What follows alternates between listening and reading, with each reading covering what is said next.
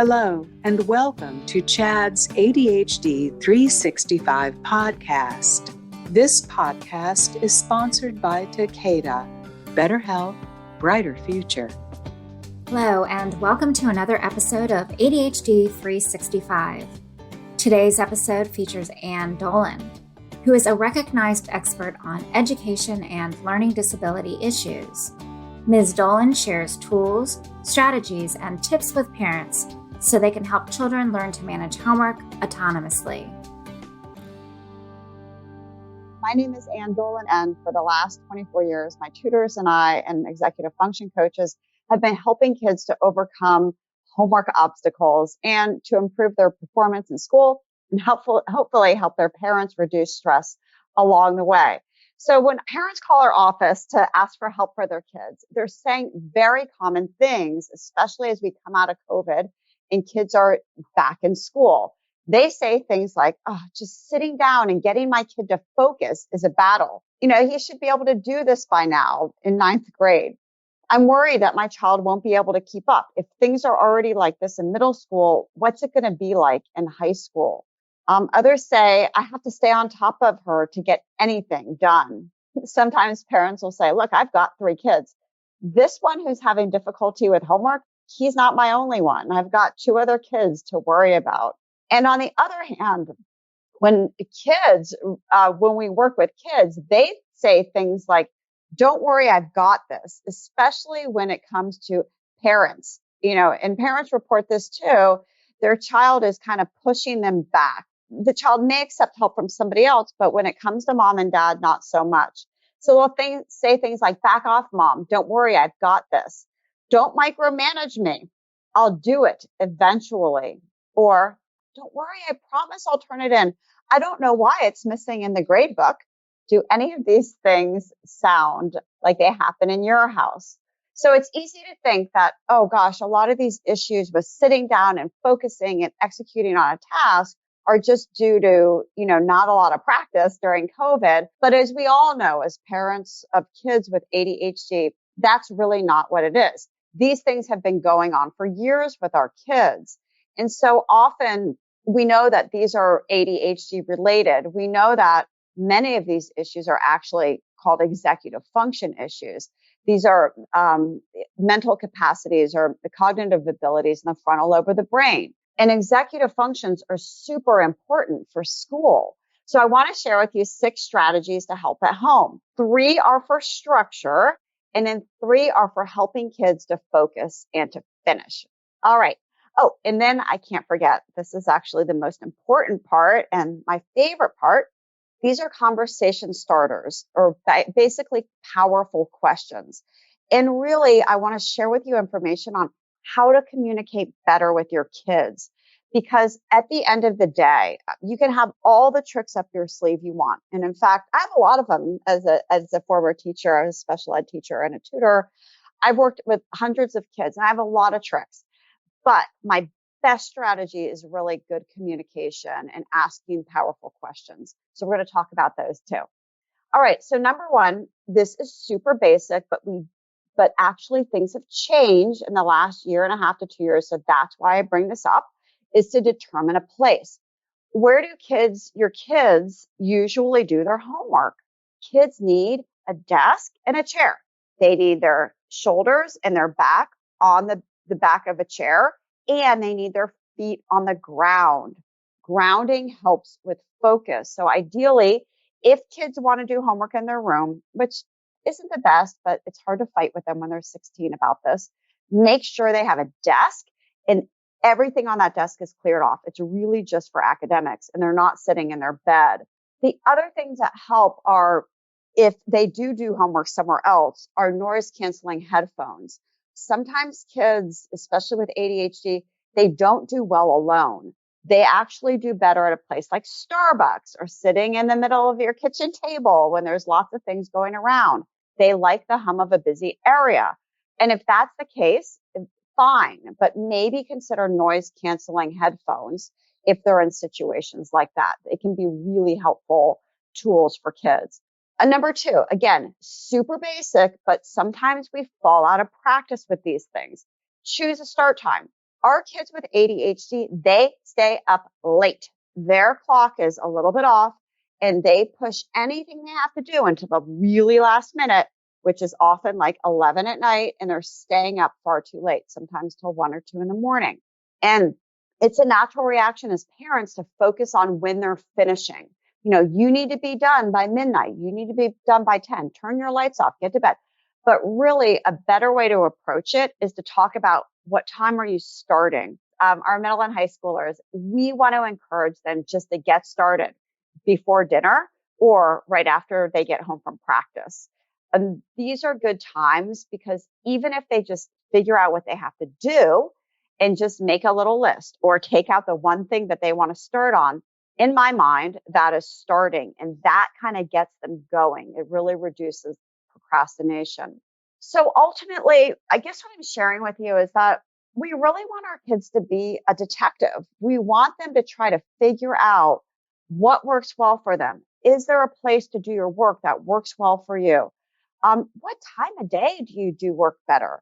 Are you better, right after dinner when you've had something to eat? Are you better right after you get home from your sports practice because your energy is pumping? Little things like, what are ways on Sunday to prepare for the week? Are you better if you pick out your clothes? Does it help you to put your things together the night before? So by asking kids and really just having the discussion, what works well for you, allows them to be that detective so they're solving their own problems before they leave your nest. When it comes to middle and high school kids, we often assume we know why they engage in behaviors like procrastination. For many of us, we just assume that when our kids procrastinate, it's because they don't want to do something. Like, oh yeah, my kid's perfectly smart. He knows how to do it. He just doesn't want to. But honestly, I can tell you, in working with lots and lots of kids over the years, and also working with my team, then they work with lots and lots of kids, there is a common theme. Most of the students we see with ADHD, they want to do it. Like, they don't want to be a failure in school, but oftentimes they're not sure how to get started. They are overwhelmed and they're underprepared. So that with our ADHD kids, I'd say is the biggest bulk of kids that procrastinate. But the biggest growing area are the kids that also have anxiety. And these kids tend to exhibit perfectionist strategies. So they'll put stuff off. They procrastinate like crazy, partly because they're afraid that what they do isn't going to be very good at all. It's not going to get them a good grade. So in their minds, they're thinking, why bother even starting this? It feels really hard and difficult. I don't want to do it. I'm not going to get a good grade. It's not going to be just so. It's not going to be perfect like I want it to be. So I'll just put it off till later. And that's never a good thing. Ultimately, when kids feel like they're about to procrastinate, that's really the first step in dealing with the problem, is to know you're going to do it, because then you can take action. So let me share with you a couple of strategies to take action. One is using a timer. We work with middle and high school kids all the time on timers. You want to make sure that kids set them for a super short amount of time, like 5 minutes. I call this one tolerable 10. Anybody can tolerate anything for 10 minutes. But basically, you tell your brain, I'm just going to do this for 10 minutes and then I can take a break. And often it's those little things that get kids started. Now, when they have to do something for a longer swath of time, I recommend to middle and high school students the Pomodoro technique.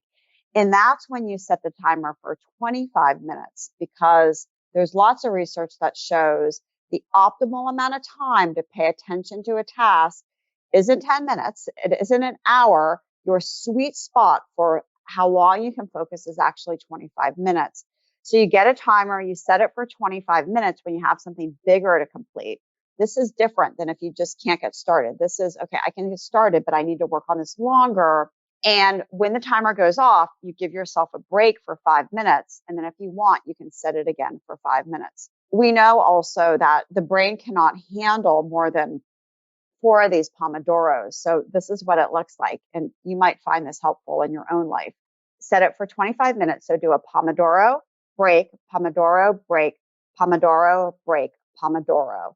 And really that amount of work is where it's at. The brain can't handle much else. So for our kids, oftentimes it's okay, let's start out with a short amount of time, like 10 minutes. And if you can master that, let's see if you can do 25 minutes and take a break. So sometimes it's just one Pomodoro and maybe even two. Other things that can help are apps, and these are in the category of website blockers. These allow kids to blacklist the sites they deem to be distracting and just focus on the ones that they want to do, that they want to work on. And oftentimes kids, like they are actually pretty good detectives when it comes to what distracts them. So they'll say, I spend way too much time on YouTube.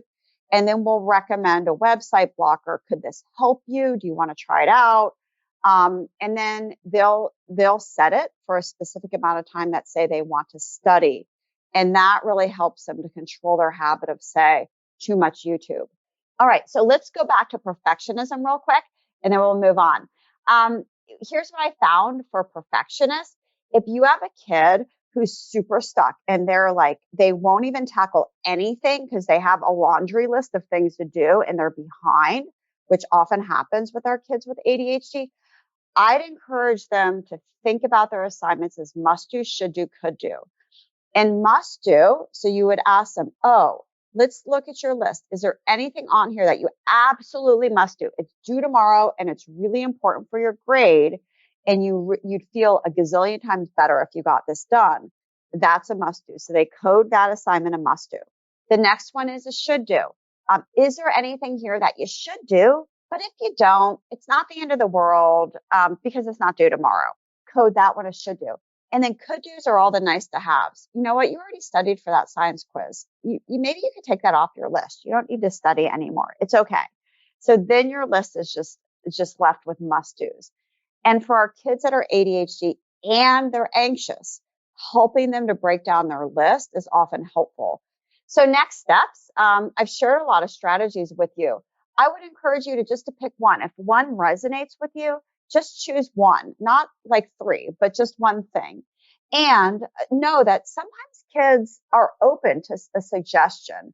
Honestly, it's easier for kids when they're in elementary school, but as they get older, they want their independence. So I've found that having a discussion with kids about an idea is much, much better than saying, you should do this, or, hey, I learned this on a webinar. Why don't you try it? It's better if you say, oh, I heard about this and I just wanted to pick your brain. Do you like this idea? I don't know. It might work for you. It might not. So if you want to tackle these things at home, I would recommend that you start with a conversation. And number one, remain calm. Whenever we have an issue with our kids and we see something that's happened, like we go online with them and see like they have 5 missing assignments. It's easy to throw a fit in the moment and just go at them about why they have all these missing assignments. But a better idea is really to try to discuss it calmly.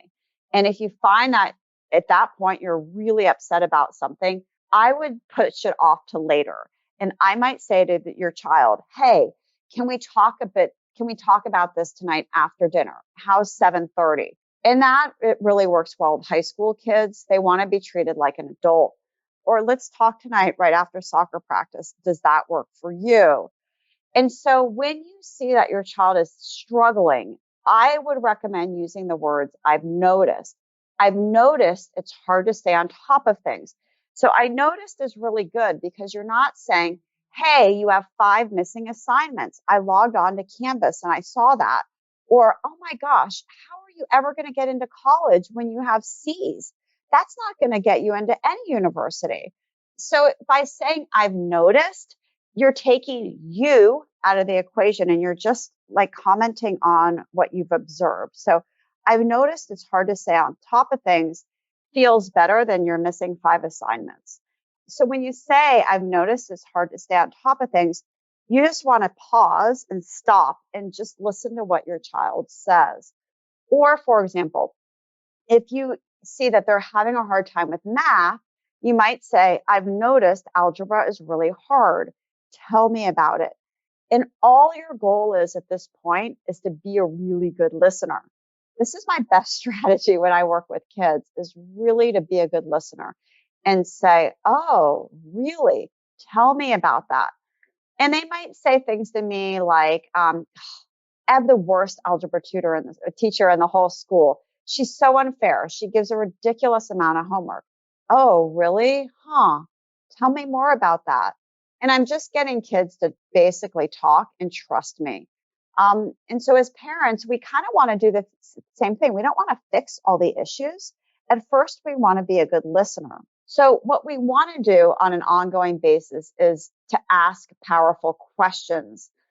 Questions are really great for kids with ADHD, but they have to be the right types of questions. So instead of saying, do you have homework, which we often say when our kids come through the door, you might say, what's the one thing you need to get accomplished? And that helps kids with these executive function weaknesses to really prioritize in their head, I got to do these 3 things, but you know what? This is the one thing I really want to get done. And your child may not be overly verbal with you. It's unlikely that your daughter will say something like, well, gee, mom, let's see. I've got math. I have to do that science lab, and I can't forget about that English essay. It won't happen. However, your child will start to think about, okay, what is that one thing I need to get done, even if they don't say it to you. Other things I've been found to be helpful is, especially with kids with ADHD, is something called a readiness rating scale. And there's a really good book by Jerome Schultz called Nowhere to Hide, which I love. And he uses a different version of the readiness rating scale. This is my version, but it comes from him. And he's really wonderful. So basically, you're asking your child questions on a scale of 1 to 10. So, for example, if you see that they're really procrastinating over an assignment, or they've had something overdue for a while, or it's due soon and they're really struggling with it and they're throwing fits over it, you might ask a couple of questions. So here's the first one. On a scale of 1 to 10, how easy is this assignment? So 1 would be like super hard and really difficult. And 10 would be really easy, like my grandmother can do it. And then the next question is, how motivated are you to do this assignment? So the reason these questions are helpful is you want to know, does your child feel confident? Is it easy? Is it hard? And more importantly, are you motivated to get it done? So what we find is that when kids are over here, when they're, in 1, 2, 3, or 4 land on how hard is it, and their motivation is also at the lower end of the spectrum, they're not going to do this. They're going to give you a hard time. They're going to procrastinate. They won't ask for help. It's just going to be really difficult. So if you hear this from your child, that's when you really want to take action. Somewhere in the middle is okay, even if it's a 5 and a 5, because that means it's kind of challenging, but they feel kind of confident. And then over here, if they're like 8, 9, or 10, that's going to make it easy for them.